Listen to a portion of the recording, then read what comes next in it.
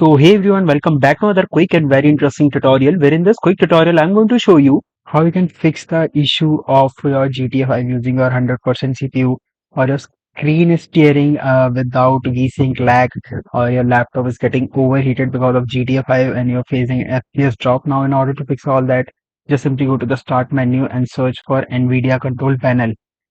Inside the NVIDIA control panel, you need to simply go to the section of manage 3D settings. Once it gets open, go to the section of manage 3D settings. Inside manage 3D settings, go to the global settings option, or you can simply go for the program settings as well.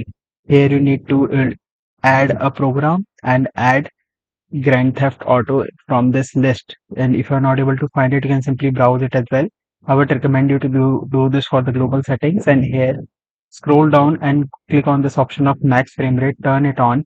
Once you turn it on, just simply turn it on and set it to the maximum frame rates of your display. I would recommend you to set it to 58 FPS. Once you do it and you restart the game, you'll notice that all your issues related to that will definitely get solved.